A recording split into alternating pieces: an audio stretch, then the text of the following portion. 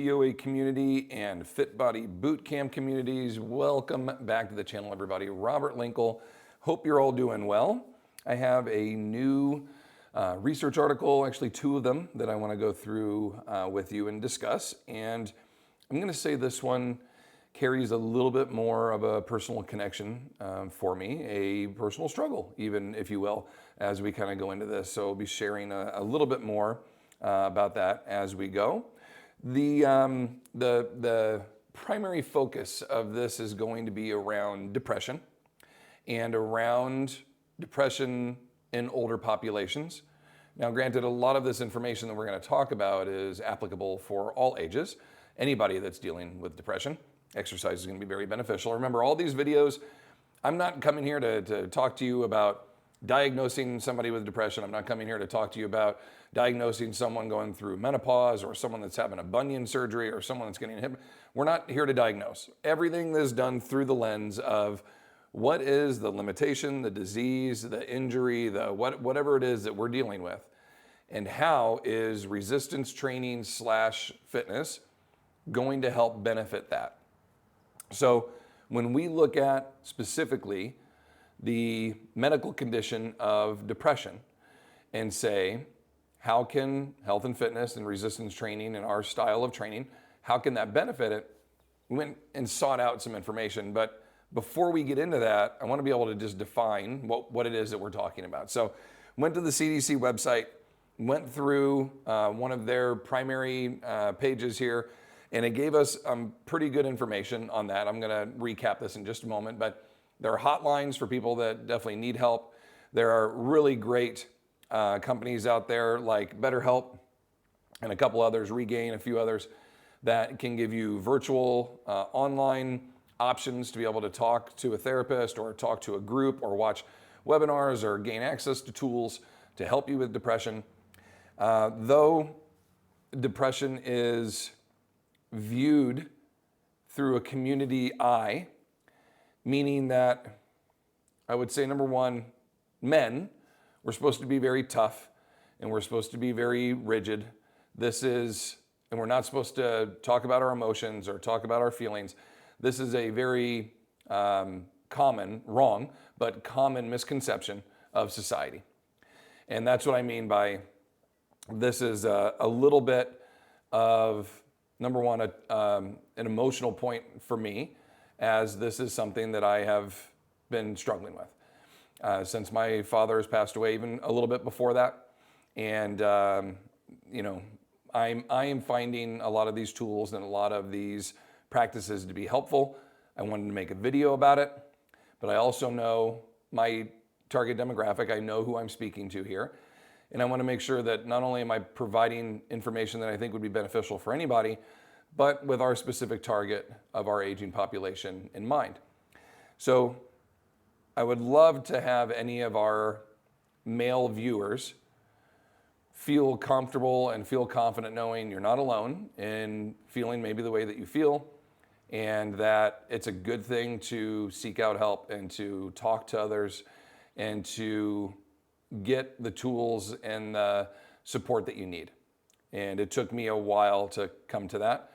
And now that I'm here and I'm experiencing it and I'm seeing the great value in it, I want to be able to pay that experience forward and try to deliver some of that to all of you. So please feel free to look into these resources. I will link them all in the video. Okay, so let's take a little bit of a closer look into some of the stats and everything that were just discussed or highlighted on the CDC page, okay? Big takeaways are this. Depression is a true and treatable medical condition. It is not a normal part of aging. This is a misconception, as a lot of people think you're going to get older. Your circle of people around you in life are going to start to get smaller, okay? This happens for a couple of different reasons. In some cases, it's by our own doing. We have differences of opinion, or we're too stuck in our ways, or whatever it might be, and we either force people away or just agree to part ways, and we selectively remove people from our lives. The other is people around our circle as we age start to pass away. And so you start to lose you start to lose them in that fashion. And there's a very strong correlation between social interaction and depression. The more social engagement, social interaction that you have, the less depression on average that people are going to experience, and vice versa. If you spend a lot of time by yourself, depression rates tend to go up, okay? The percentage of depression in older adults inside community dwellings, really low, between 1% and 5%. Why? Because they are encouraged on a daily basis to engage and interact with each other. My parents were in a facility like this. It wasn't assisted living, it was just community living. And they had all kinds of different events to go and do, and they had movies, and they had breakfast, lunch, and dinner together every day. And they had arts and crafts room and a weight room and all kinds of great stuff. I mean, great opportunities to be social, to be engaged, and be able to work, amongst and with people of your age or of your same demographic or of your same era, okay? In those that needed home health care, meaning they're at home and care had to come to them, we saw the highest rate, 13% of those experienced depression. Those in the hospital had a little bit less at 11, again, had a little bit more engagement with more people. So I think there's a pretty high correlation between staying social and reducing, as far as this particular medical condition goes of disease, and reducing the symptoms of that. This is another reason why resistance training is such a key component for us, because it keeps us strong and it helps us battle the aging process. And in keeping us strong, helping reduce the risk of falls, keeping us in decent balance, and capable of hiking, walking, climbing, ascending, descending, doing all of these types of activities, we can continue to participate in events as we age, as opposed to, well, I can't hike from the parking lot to the seaside to be able to look off the cliffs and pose for photos and spend the next 2 hours enjoying the fresh, salty ocean air blowing in my face, yada, yada, right? Instead, I have to sit on the bus because I can't get over there because the sand is too squishy, I'm gonna fall, or the branches or the steps that I have to navigate and get over are gonna trip me. So we miss out on social engagements like that. Those that are capable continue on, those that aren't sit by themselves. Statistically speaking, here we go, right? Feeding the beast. 80% of older adults have at least one medical condition. This is for 60 and over. 50% of those have at least two. And depression was found to be much higher amongst those that had two or more limitations. Okay, at least one, but definitely for those that had two or more. So this shows a pretty good correlation between the more damage or the more concerns connected to your body in which you're having to take other medications for or having to alter or modify or change your life for, we are going to see a higher correlation in depression. And one other key component or key takeaway from the information they put on there is often depression is a misdiagnosis for another big disease. So you also want to understand, like, am I truly experiencing the symptoms? I'll go back to that slide in a moment. Am I truly experiencing the symptoms of depression, or is there something else that I should be concerned with? And just kind of keep that in mind too. We know that depression is very prevalent in the older pops here, as we see the percentages, but you don't want to miss something else, okay, if we can. All right, here are your symptoms: feeling of hopelessness and or pessimism, feeling of guilt, worthlessness or helplessness, irritability, restlessness. If we just went off of that one, most of the older people I know, everybody's depressed. I'm kidding. Loss of interest in activities or hobbies that once was somewhat pleasurable or that you enjoyed and wanted to go and do. Fatigue and decreased energy, difficulty concentrating, remembering details, making decisions. Insomnia, sleep's such an important component to this. Early morning wakefulness and or excessive sleep. Okay, can't get out of bed, just constantly tired, etc. Overeating or loss of appetite, either end of the spectrum there. Thoughts of suicide or suicidal attempts. Those are pretty key indicators, yeah. And persisting aches and pains, headaches, cramps, or digestive issues that just don't seem to get better with any kind of treatment. So yes, there's, I'm going to say half of those on almost every medication is a possible side effect that you're going to be able to see out in the world. Again, that's a very general assumption, but fairly true. You're going to see a lot of those on there. And a lot of medications are not necessarily designed to be taken with some others. And in many states and in many medical practices, there are multiple doctors that are all prescribing, and they're not necessarily looking at other meds that you're taking. So that could also be a key component to why you may be experiencing some of these, is maybe you're taking a blood pressure medication and a medication for neuropathy for your hands and your feet, and those two particular meds aren't supposed to be together and just make you tired all the time, and thus you're depressed. You can't go out and do anything. Like, it's affecting everything. It's affecting all your quality of life, okay, across the board. So kind of keep those key components in mind as we move forward. So now we have a general understanding of what depression is, the signs and the symptoms, and our key takeaways and what we want to focus on and concern ourselves with moving forward. So now let's look at resistance training in particular, and how certain practices of resistance training can be beneficial for anybody, okay, for really anybody with depression, but specifically targeting here for older populations. Okay, there were two meta-analysis done that reviewed basically as many published pieces that were featured or focused around the keywords resistance training and depression. As they went through these two meta-analysis, here were some of the key findings.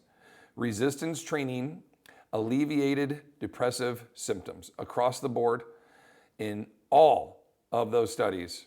That's what they found. Training ranged anywhere from 8 weeks in some studies to as long as 8 months in others. And in 6 of those trials that they featured in these meta-analysis, depressive symptoms were reduced, okay? And in one trial, the reduction in depression symptoms lasted 26 months after the entire program was concluded. Now, some of those people continued to resistance train and others just stopped, but of all that, at least it was 33% of the group still experienced positive results from the resistance training that they participated in. Resistance training didn't just improve their depressive symptoms, but it also improved their strength, their overall quality of life, and their quality of sleep.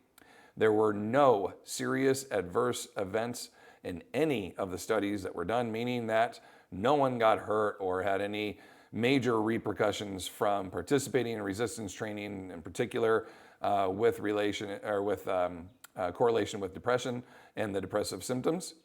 And all indicators basically pointed to resistance training is a very safe form of a co-component of treating depression. Okay? What I mean by that is anybody that is diagnosed with depression should consider introducing resistance training into their life if they aren't currently. Not only does it reduce stress and help with hormonal responses and give you some, very good positive feedback, make your body feel strong, help you sleep at night because you now have a reason to be tired, etc. When you're able to focus and keep your mind attentive on this task and complete it and feel a level of accomplishment on a daily basis, these are all positive things. And that's really in the battle of depression. You're looking for little wins that can build up throughout the day to make you feel like the day was a successful one. So as we continue looking through this particular study, we see some other information on here. They talked about just general frequency on how often people should resistance train. Beginners, if you are just like, hey man, I got to do something. Okay, I found this information. I'm going to start resistance training. Well, do at least one session per week.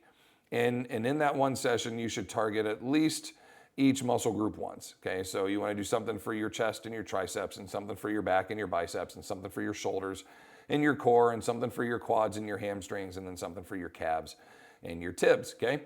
And if you go through the entire body like that, check, at least once a week. We'll talk about, reps and sets and all that in a moment. You'll do fine in the beginning. Now that can be advanced up to twice a week, I would say within 4 to 6 weeks. Now, the information you're going to see in blue is not highlighted from the article. This is information that I wanted to add personally, okay? And this is, again, researched information from different resources, the main one being from, I always butcher these names, but Bashel and Westcott's Fitness Professional's Guide to Strength Training Older Adults. The second edition is one of my favorite books. This is other information that I draw from there. Intermediate to advanced lifters should be resistance training, RT, each muscle group at least twice a week, okay? And so you're targeting chest and triceps on Mondays and Thursdays or something along those lines. At least 2 training sessions per week and at least hitting each muscle group twice per week. So basically train full body twice a week and you'll be good. Intensity for beginners, anywhere from 60 to 70%. That's also known as a 6 out of 7 on an RPE, a rate of perceived exertion scale, or 3 to 4 reps in reserve, RIR. Meaning that when you complete the lift, you should have at least 3 or 4 more reps that you could have performed, but you left them in the bank, okay? That means you're working somewhere around a 60 to 70%. And again, these are for beginners. Now, as you get to become more of an advanced lifter, a lot of these numbers will change.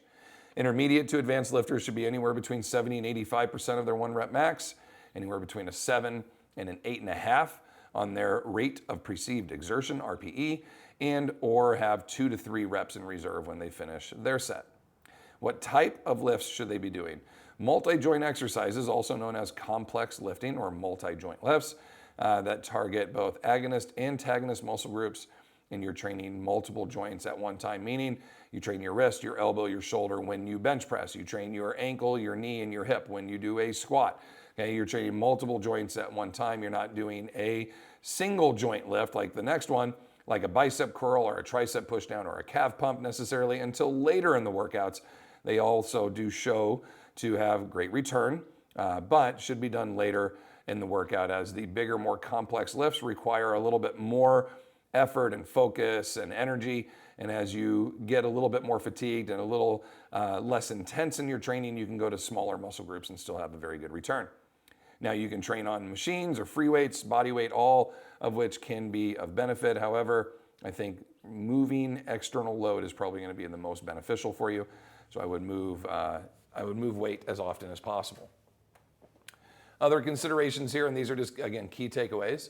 The benefits of resistance training on depression is going to increase cognitive performance. You're going to improve everyday function for sure. This is going to affect how you hinge, how you row, how you push, how you press, how you move quickly, how you move slowly, how you carry things, how you throw things, how you react if you start to stumble and trip and lose your footing, your ability to step and move and react quickly. All is going to be done and coordinated via your ability to pull on your bones quickly via the muscles that attach them, okay?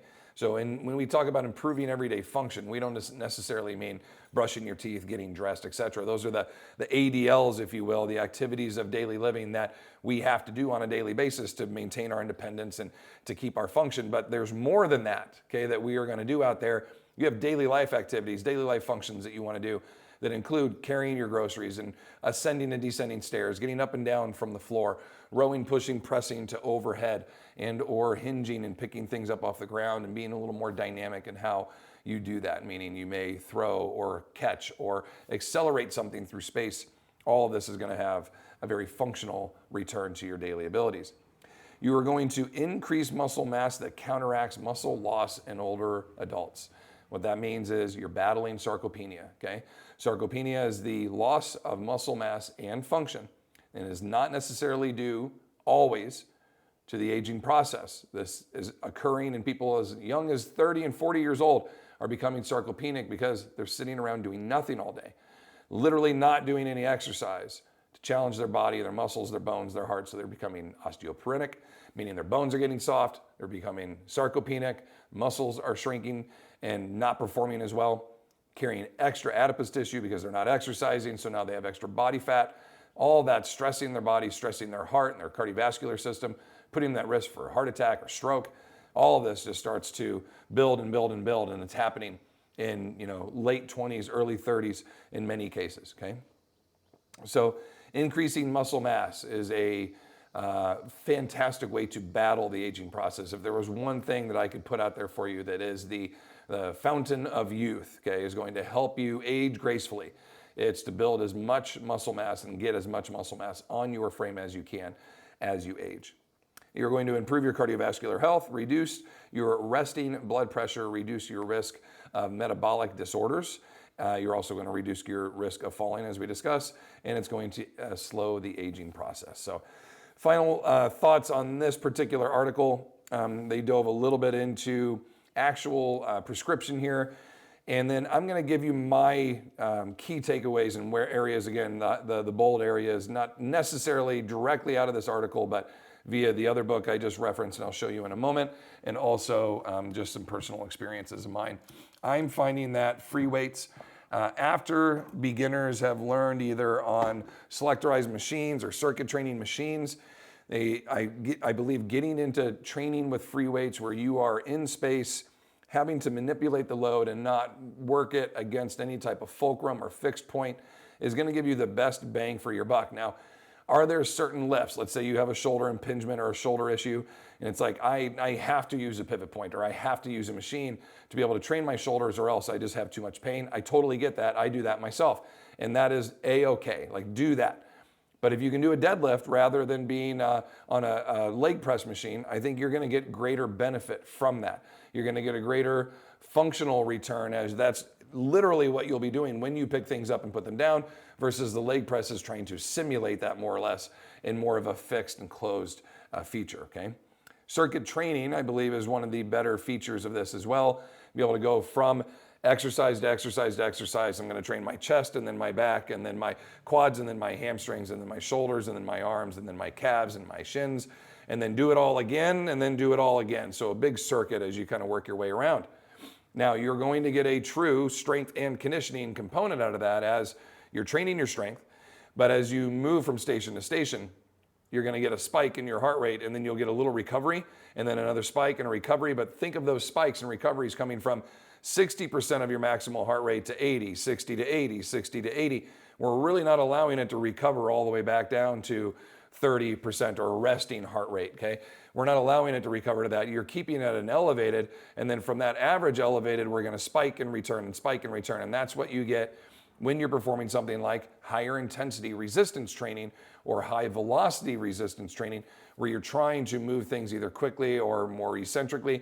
Either way, trying to challenge the body in certain tempoed varied lifts and different tempoed varied phases of the lift. Down slow, up quick, or down slow, up slow, or down quick, up quick, and being explosive. Any of those are going to challenge your body by increasing blood pressure, increasing your heart rate, and giving you more of a cardiovascular response, okay?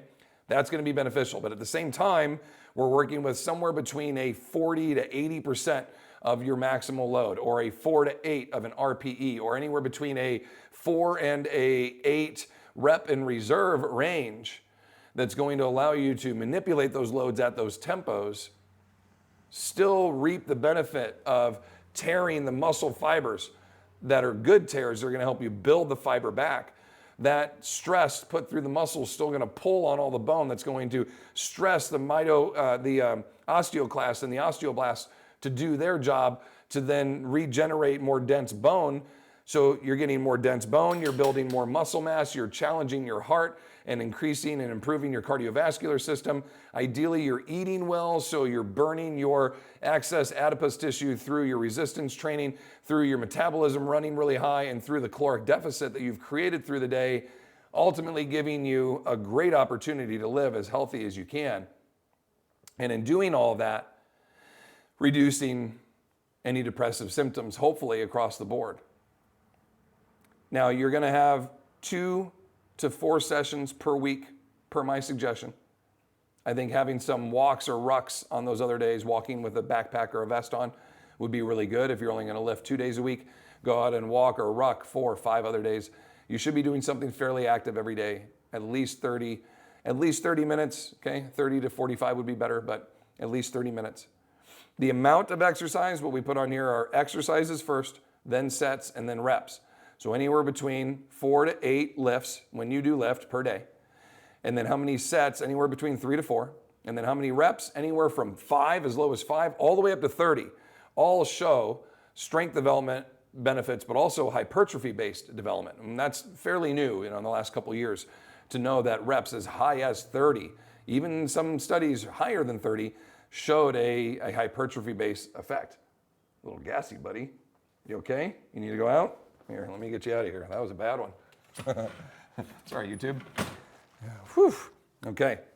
And then intensity, anywhere between a 6 or an 8, as we talked about on our RPE, really a 4 to 8, even if you're working with some lighter loads that you want to move a little bit faster, that would be fine.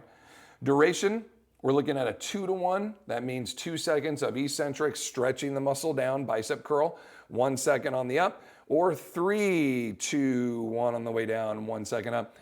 It's about having good control. It's about having tolerable control where you're not using a weight that's so light that you can just one by one and just move it around, toss it around like it's nothing at all. But it's also not so heavy where it's taking you 3, 4 seconds up, 3, 4 seconds down. It's hurting you, your back, your neck, everything's straining, your blood pressure, you're red. That's way too heavy. So you have to find happy mediums. And then density in this term, they're using it in terms of how much rest should we take. Anywhere from 30 to 60 seconds from lift to lift would be fine. You do a lift, get off the machine or get off, put the weights down, get off of whatever you're on, a bench or whatever it is, head to the next exercise, select the weight load that you want to use, get into position. That should take you about 30 seconds. Get done with that one, walk over, get a sip of water, wipe off your forehead, head to the next station, hop on there, get going. That should take you about 30 to 40 seconds, okay? And if you're doing that from station to station, you're gonna do just fine. You're gonna have those spike undulations like we've been talking about and reap a lot of the benefits that we would really like you to experience. So without ranting on too long about this, I hope this video gave some clarity as to what we're dealing with when you have a depressive symptom, what options are out there for you to seek help, not only professionally, but with something like resistance training and trying to bring in a better quality of life for you, and how much great things come from being in this weight room, any weight room, and challenging yourself there more than just how nice do my muscles look in this shirt or how good do I look in my bikini or whatever the visual values that most of our society looks at when we think that person's very fit and they're exercising. There aren't always like a visual response to resistance training that is instant or ever, but the physical internal benefits are huge. We have people that physically will not change a whole lot. If you know what you're looking for, you'll be able to see it. I can recognize it in people quite a bit. You see their traps and their shoulders start to define a little bit more. You see their forearms and the vascularity in their arms and their legs start to come in. These are little tells of somebody that resistance trains and that does activity on a regular basis, where people that don't do that, typically you won't see those things. But their body weight might be 155 and they train for 2 years and they might still be 155. But in that process, maybe they've lost 7 to 10 pounds of body fat and put on 7 to 10 pounds of muscle mass. And in that exchange, for me, is totally worth it. And I would take 9 times out of 10 days and twice on Sunday or whatever, however that saying goes, I'd take that every time. I would say, I don't care what that scale says. I don't care what the weight is on your BMI or any of that crap. I wouldn't give a damn about any of that. Do you feel better? Are you performing better? And then third is, do you look better? And if the answer is, well, I don't look worse than when I started, those are all wins by my classification. But I bet you the first two, do you feel better and are you performing better, have fucking skyrocketed if you have done your job. If you have put in the time and you have worked hard in here, I bet you, thumbs up, I bet you those two have skyrocketed. And I'm thinking of my mother-in-law right now, whose body weight has not changed much since she started. And I can see that that bothers her. And in my mind, I go, you're nowhere near the fall risk that you were. Your posture is drastically improved. You are 5 to 6 times stronger than you were when you came in here. She's a machine, dude. You watch this lady work. When we go out and do yard work, and she's a machine. I'd take her as my work partner any day of the week. She's a fucking badass because of what she does in here. She's here twice a week. She lifts as hard as she can, and she never misses a session. And that's inspiring to me. So maybe The scale has not changed, but she's going to live 10 years longer because of that work that she's put in. Her heart functions better. She sleeps better. She thinks more clearly, right? All of those boxes have been checked. So who gives a shit what the scale says, and who cares what size pants you're wearing when you know you're getting all of those benefits on the other end of this? Now, if you continue to make appropriate changes and caloric, deficits and et cetera, then you should start to see some of those other changes come up. But even if they don't, the value to this is so great. Don't dismiss that. Just because the scale is not changing or you're not shrinking in size, I'm okay with that. You can not eat or drink a whole lot of water, just enough to keep you alive for 10 days, and you would lose a significant amount of weight. But did you lose fat? You just burned off all the muscle that your body has been hanging on to. Body needs fat to survive, doesn't necessarily need that muscle, okay? I won't go too deep into that, but your body's gonna burn the best fuel it has available. And muscle mass is much tastier than body fat, okay? As far as the body's consumption, in the way that it burns and works. So probably enough at this point. I've been rambling on here, and you've been patient enough to listen to me, but especially for the gentlemen and the ladies out there, if you're struggling with things, ask for help. You don't have to be prideful. I'm learning this as well, that it doesn't have to just always be done on my own, that you have a circle of people around you that call you friend, or call you family member, or call you husband, or call you brother, call you wife, and they're there because they want to be, and they're there because in the time of need, they want to be someone that you call on. And it's taken me a long time to learn that. It actually took me losing the person that I normally called on to recognize that. And it has not been an easy process. I think a lot of times too, we don't really recognize how important some people are in our lives, and how much stability they supply. And you don't really recognize that until they're not here anymore. And sometimes things can fall apart. And it can be really challenging.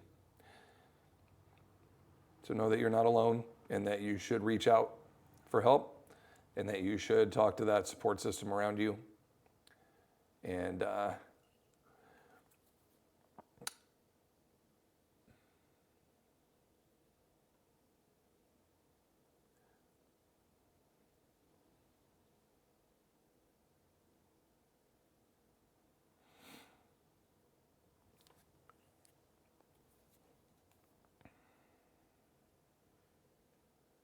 don't be afraid to ask for help.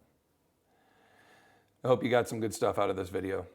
I love and appreciate all of you. Thank you for being a part of my community, the TOA community, the Fit Body community.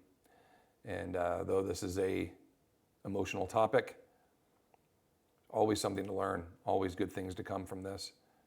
And I did not want to pass up that opportunity. Thank you for listening. Continue to fight your good fight against sarcopenia, and we'll see you next time.